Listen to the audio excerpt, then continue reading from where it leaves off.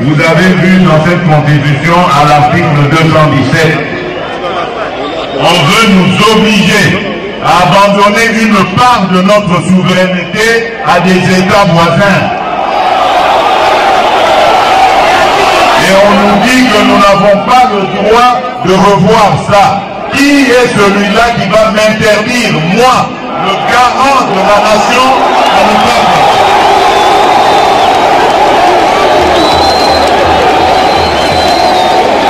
Je vous confirme encore ce que j'avais dit à Kisangani. L'année prochaine, je vais réunir une commission de Congolaises et de Congolais bien pensants qui sont issus de plusieurs disciplines et dont l'objectif sera de revoir cette constitution. Leurs propositions vous seront présentées à vous, peuple congolais, d'abord à travers vos élus, et si cela est nécessaire, nous consulterons la population, le peuple congolais, pour qu'il décide de lui-même s'il doit s'arrêter à la révision ou carrément aller au changement de la Constitution.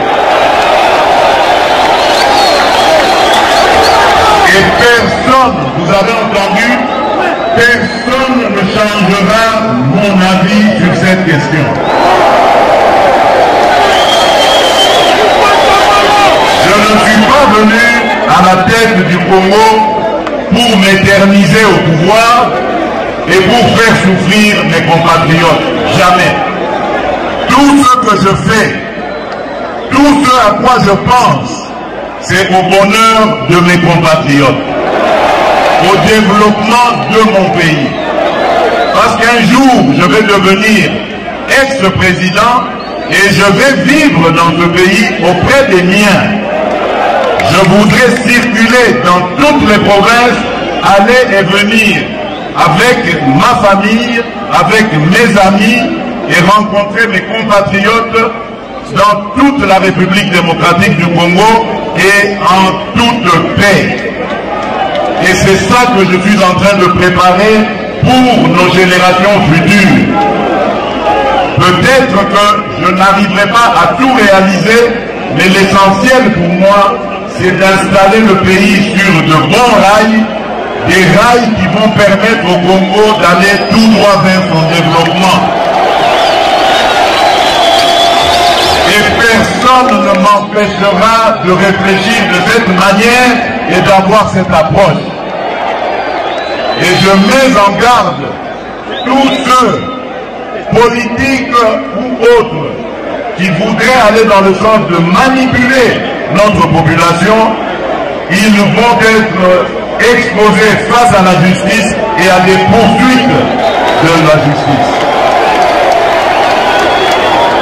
Le débat est permis et je l'accepte sans problème.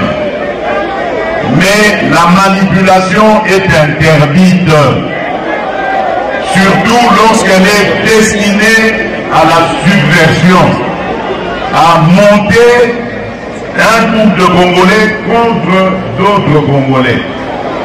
Quand on est un homme d'église, on est censé être un homme de paix. Quand on est un homme politique, opposant fût-on, on est censé apporter des solutions de paix et de développement. On ne peut pas manipuler ses compatriotes pour les amener à se déchirer, voire même à s'entretuer. Ce sont des choses que je combats et que je combattrai toute ma vie. Je n'ai pas commencé à combattre le tribalisme seulement quand je suis devenu président de la République. J'ai combattu le tribalisme avant d'être président de la République.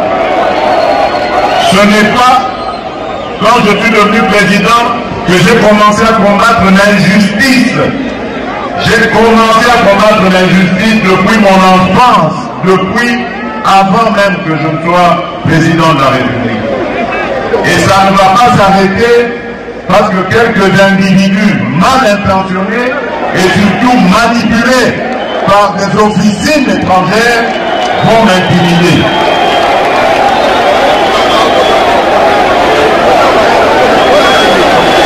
Voilà batoto ya Katanga, batoto ya Lubumbashi, batoto ya Haut-Katanga, ce que j'avais à vous dire en peu de mots. Je suis venu. Je viens de suivre le second discours de M. Tshisekedi sur le changement de la Constitution à partir de Lubumbashi après celui de Kisangani. Un discours qui oscille entre les mensonges et les menaces en guise d'argument pour justifier le changement de la Constitution de notre pays. Ce qui déshonore à la fois la fonction, mais discrédite alors complètement le projet. Qui vous a dit, M. Tshisekedi, que vous avez la charge de limiter l'étendue du débat sur le projet funeste de changer la Constitution de notre pays en menaçant de poursuite les opinions contraires sous le prétexte fallacieux de la manipulation? La manipulation, laissez-moi vous dire, Monsieur le Président, c'est lorsque vous essayez de faire croire à toute la nation congolaise que c'est la Constitution qui vous empêche de lutter contre la corruption, les détournements et les gabegies financières coutumières à votre régime et auxquels se livrent quotidiennement vos proches, vos amis et vos collaborateurs. La manipulation, Monsieur le Président de la République, c'est lorsque vous essayez de faire croire que c'est la Constitution qui vous empêche d'améliorer la condition sociale des Congolais, accroître leur pouvoir d'achat, créer des emplois pour les jeunes, donner de l'eau, de l'électricité, construire les routes, les hôpitaux, les écoles de qualité pour tous les Congolais.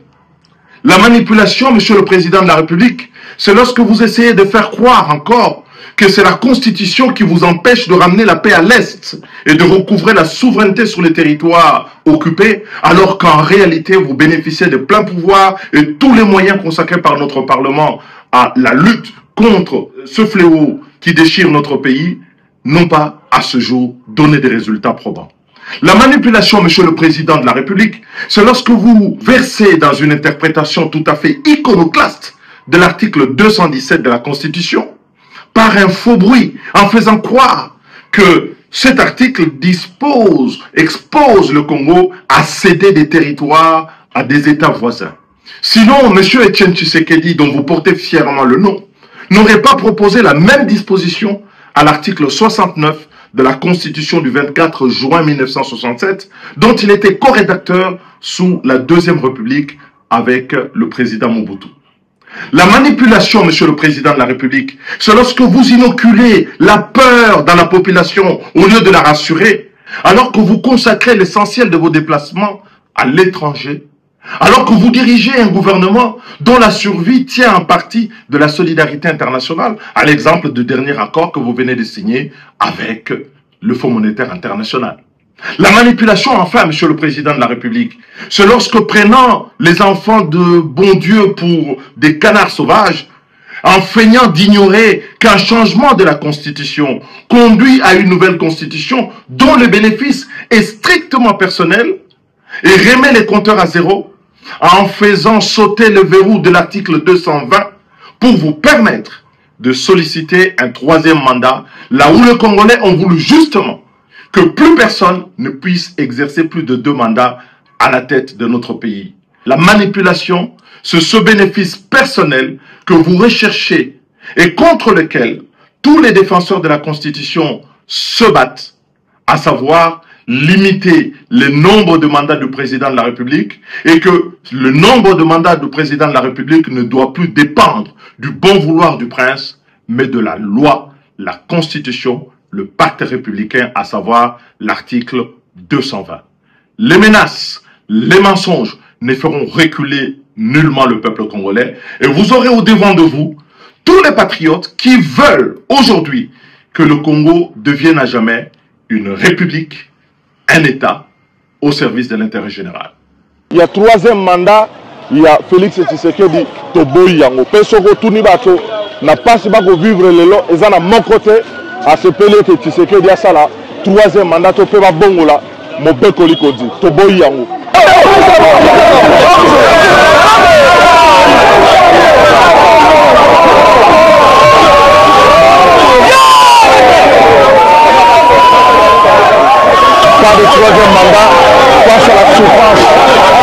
population. Et donc, mon temps fait ça d'une autre. Donc, ils ont envie de se battre.